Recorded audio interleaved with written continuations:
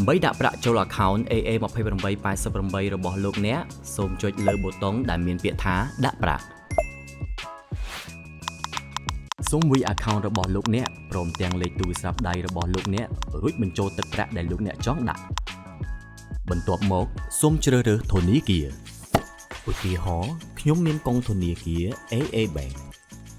នោះនឹងឃើញកុងធនាគារដែលលោកអ្នកអាចផ្ញើបានដោយស្វ័យប្រវត្តិនៅពេលដែលលោកអ្នកប្រតិបត្តិការផ្ញើប្រាក់រួចរាល់ហើយសូមទម្លាក់វិក័យប័ត្ររបស់លោកអ្នកនៅត្រង់កន្លែងនេះរួចធ្វើការបញ្ជូនដើម្បីប្រាកដថាការដាក់ប្រាក់របស់លោកអ្នកទទួលបានជោគជ័យសូមមើលនៅត្រង់កន្លែងស្ថានភាពប្រសិនបើឃើញពាក្យថា pending មានន័យថាផ្នែកគណនេយ្យកំពុងតែត្រួតពិនិត្យប្រតិបត្តិការរបស់លោកអ្នកថាត្រឹមត្រូវដែរឬទេប្រសិនបើលោតពាក្យថា processing មានន័យថាផ្នែកគណនេយ្យកំពុងតែធ្វើការដាក់ប្រាក់ជូនលោកអ្នកជាចុងក្រោយប្រសិនបើឃើញពាក្យថា completed នោះប្រតិបត្តិការដាក់ប្រាក់របស់លោកអ្នកទទួលបានជោគជ័យហើយនោះចំនួនទឹកប្រាក់ដែលលោកអ្នកបានដាក់នឹងចូលទៅកាន់ account របស់លោកអ្នកដើម្បីឲ្យប្រាកដថាការដាក់ប្រាក់របស់លោកអ្នកចូលទៅកាន់ account របស់លោកអ្នក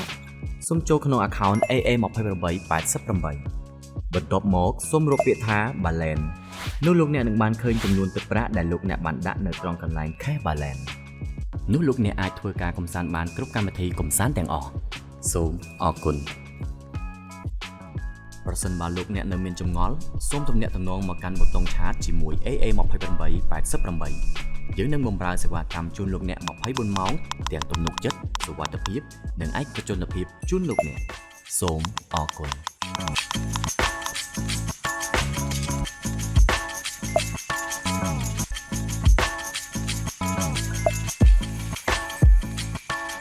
AA2888 ជម្រើសដ៏ល្អសម្រាប់អ្នកគាំទ្រកីឡាបើ account ផ្ទាល់ជាមួយយើងឥឡូវនេះ